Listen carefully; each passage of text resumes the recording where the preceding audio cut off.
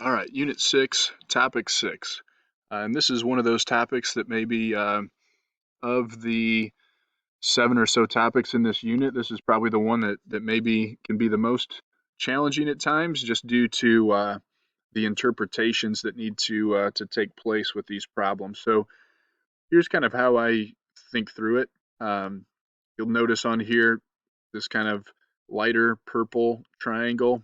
On a lot of my notes, you'll notice that I'll label this with an S for the small triangle. This is the medium sized triangle, so a lot of times I'll label that as an M. And then you'll see this green border around the outside. That's talking about the long side AD, this whole bottom side D to B, and then B to A.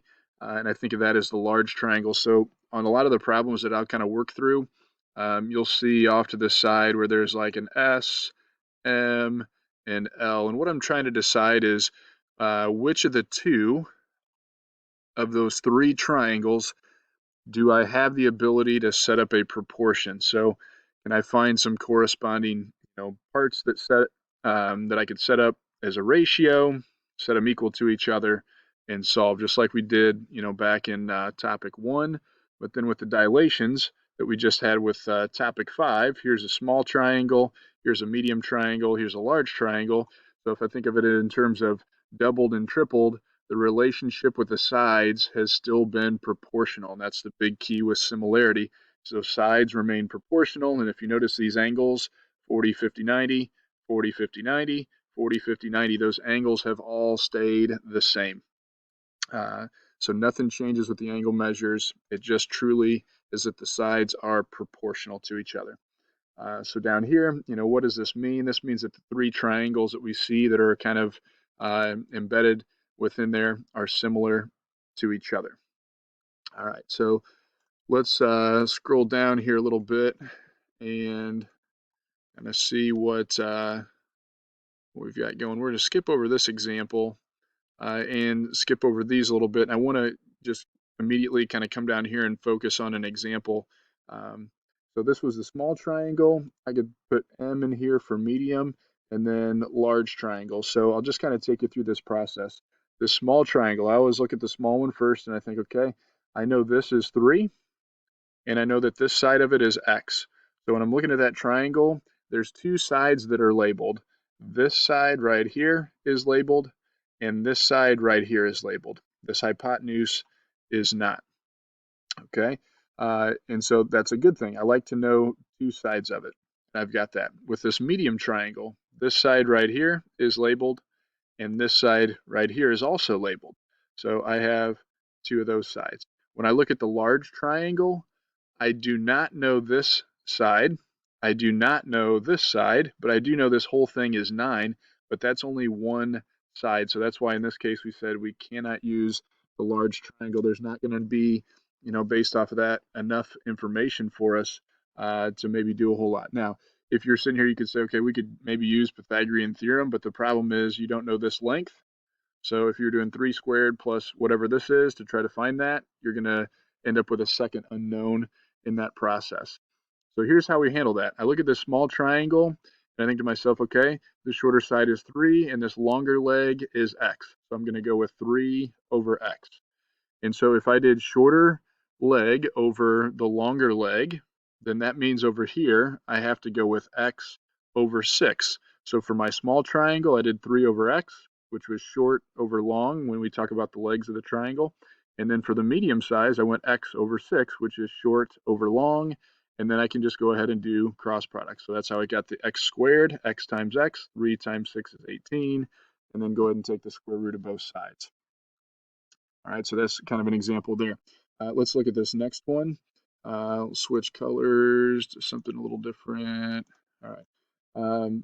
So here we go. I'm going to look at the small triangle. I know that side. I do not know this side. I do not know this side.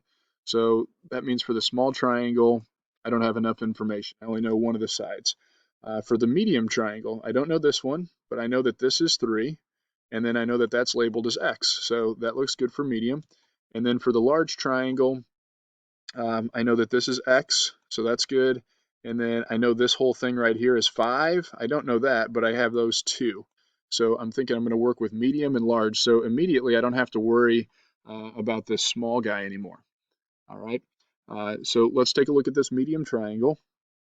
And one of the things to recognize immediately is that I know the hypotenuse. So remember, from your right angle, if you go directly across, the side opposite of it, that is the hypotenuse. So I went x, which is the hypotenuse, over the leg length that I knew, which was 3. So that's where you'll see this x over 3.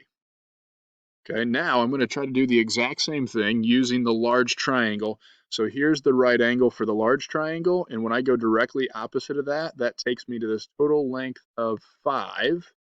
And then the leg that I know was x. So 5 over x. And then when I go ahead and do cross products, here is x squared is equal to 15. Go ahead and take the square root, and there's your result. Essentially, what you kind of notice in these problems is that they share something or they have something in common. And so here's what I mean by that. This example right here, both the small and the medium triangle shared this side. Okay, this was the longer side of the small triangle and the shorter side of the medium, and that works because if I was to take this and rotate it, this side would rotate around here to the 6, and this 3 would rotate up into that position. Think in terms of that rotation. But that's really, kind of the idea there is that they shared this side. When I look at this example over here, the side that was shared by the medium and the large triangle was this side right here. That happens to be the hypotenuse of the medium, and it happens to be a leg of the large triangle. So we're looking for things that are shared. I kind of go through those uh, because then when we kind of move back up here, it maybe helps with this making a little bit more sense. This is a good diagram to look at. Remember, across from your 90, that's the hypotenuse. And in every right triangle, unless it's an isosceles right triangle, you're going to have one leg that's a little shorter than the other one. It'll be a little bit longer. If it's isosceles, then that means they're both the exact same. But what all of this, okay, this looks kind of crazy. What all of this is saying is that they share a common piece. And what do you notice? Here's CD, and that's the same as CD. So the longer leg of this small triangle was the shared piece from the medium triangle, which was the shorter leg. Um, notice here, CB, those were shared pieces. Here's another shared piece. When you come down here, you're talking about there's a shared piece. It's the exact same. ZW is in both of those proportions. SQ is in both of those ratios, I guess you should say.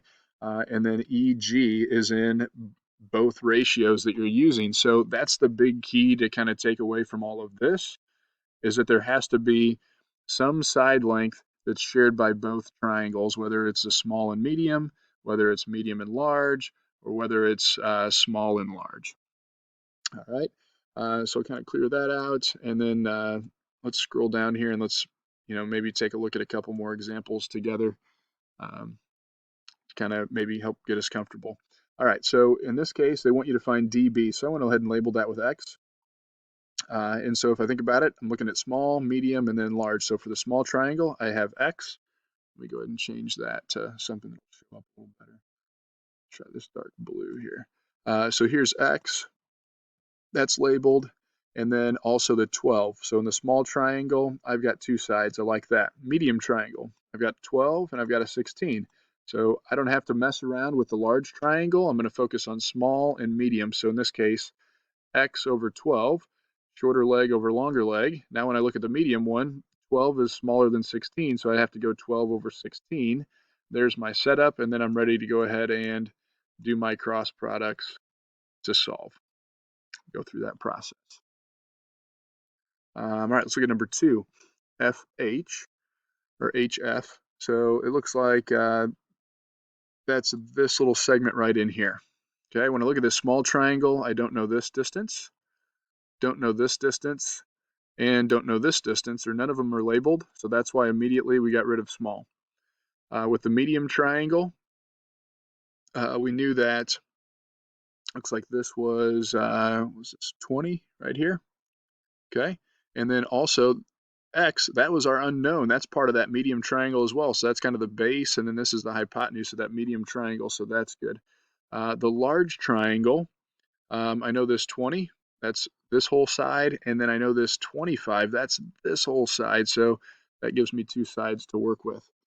All right, so what I need to try to set up then are my two ratios. So if I look at this medium triangle, a lot of times I like to immediately say, okay, here's the right angle, I'm going across, that's the hypotenuse, so that's 20. So I'm going to go hypotenuse, and then the bottom value in that ratio is going to be whatever the leg value is. So in this case, it was x. So that's where this 20 over x came from.